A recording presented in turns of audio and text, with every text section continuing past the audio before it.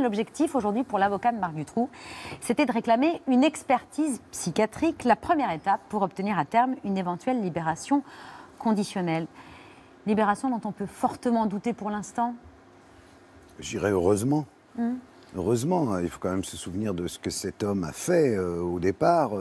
Alors est-ce qu'il agissait comme un prédateur personnel, je dirais, ou est-ce que c'était pour un réseau? C'est toute la question de cette affaire et que cette actualité rouvre en réalité, puisque si on veut resituer un peu l'affaire dans le contexte, 96, l'affaire éclate.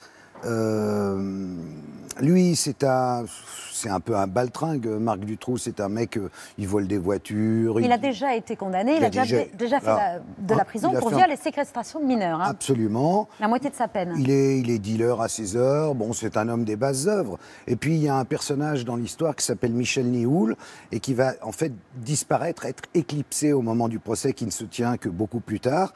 Et donc, en fait, il se passe un truc très simple, c'est que quand les Belges comprennent que leurs propres enfants peuvent se retrouver proie d'un réseau, ils descendent dans la rue. Les fameuses marches blanches. La marche blanche. Et puis là, on dessaisit le juge qui s'appelait Conroth. Et on inverse complètement le cours du récit de ce fait divers. Et ça devient le prédateur isolé avec sa fine équipe, c'est-à-dire le pauvre Lelièvre, un SDF, et sa femme, Michel Martin. Fermer le banc et on le met en cabane. Il a écrit une lettre de 44 pages qui n'a pas été publiée. J'ai toujours pas compris pourquoi. En réalité, je crois que le deal, alors c'est moi qui parle là, je crois que le deal au départ c'était bon voilà, tu vas être chargé, ça va être toi tout seul avec ta femme et ton petit copain et on n'en parle plus. Tu prends et on te sortira assez rapidement. Ça c'est dans l'hypothèse du réseau évidemment. Auquel il participe. Et il accepte. En se disant, bon, d'ici une vingtaine d'années, je sors, c'est ce qui est en train de se produire, sauf que, une fois en prison réellement, et c'est ce que déplore son avocat qui veut l'expertise aujourd'hui, il se dit, mais alors finalement, je suis lampiste, c'est moi qui prends, alors que, certes, je participais, mais c'était pas moi le principal coupable. Et le souci, c'est que Wikileaks, en 2011, a publié l'ensemble du dossier. Il y a 11 000 pages.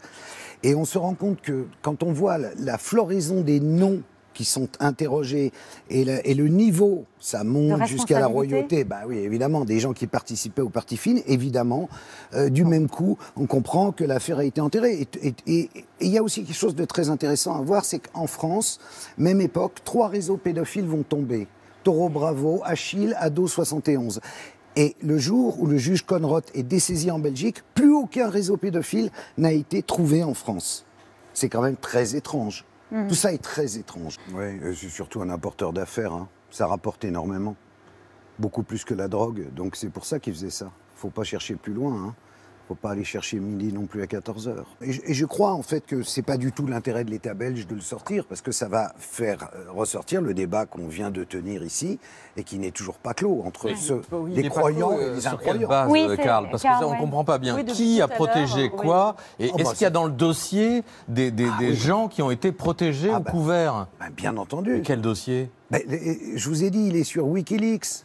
Valentine Arama, répondez-nous concrètement. Karl, si on sort le dossier Allègre, on trouve le nom de Dominique Baudis aujourd'hui. Bien sûr. Bon, alors, c'est pas parce qu'un nom est dans un dossier que des accusations sont fondées. Des éléments de réponse de Valentine. Non, Valentine, donnez-nous les éléments. Dans le dossier Dutroux, il y a eu d'énormes dysfonctionnements de la justice. Ça a été prouvé. Ça a été avéré. Voilà, il y a eu une commission parlementaire, d'ailleurs, pour dénoncer ces faits-là. Et effectivement, il y a eu le dessaisissement du juge à un moment. Voilà, alors après, de qui couvert, de qui ou de quoi... il y a eu des dysfonctionnements, ça c'est une réalité. Les gens ont été jugés aujourd'hui. Je pense que vraiment, c'est ce sur quoi il faut se concentrer aujourd'hui, c'est Marc Dutroux. Parce qu'effectivement, voilà, comme vous le disiez... C'est lui le responsable de la mort de ces 4... Lui et effectivement Michel Martin et à minima aussi Michel Lelièvre. C'est-à-dire, Patrick, imagine que tu sois amateur de chair fraîche. Tu me suis? Comment vas-tu les trouver? Tu vas trouver un Dutroux local ou un Allègre local, tu vas chercher. Oui. Tu comprends ce que je veux dire? Et donc, il y a des gens dont c'est le métier, ça existe, il ne faut pas nier. Oui. Mais ça n'enlève rien au crime commis par Marc Dutroux, ce pourquoi il a été jugé, ce pourquoi il est en prison, et ce qui justifie aujourd'hui la demande de libération sous condition de son avocat. Ce qu'il essaye de dire aujourd'hui, Dutroux, c'est « attention, j'étais pas tout seul ». Ça ne justifie pas une demande pendant des années, dit « j'étais tout seul ». Et il le dit, il l'a vraiment dit? Maintenant. sa plaidoirie, tout ce qu'il les lettres qu'il écrit, c'est dire j'étais pas tout seul. Alors que mais au moment pas de son été rendu procès, public, il a dit j'étais tout seul. Pour quelle raison a-t-il dit à ce moment-là? Pourquoi a-t-il changé de version?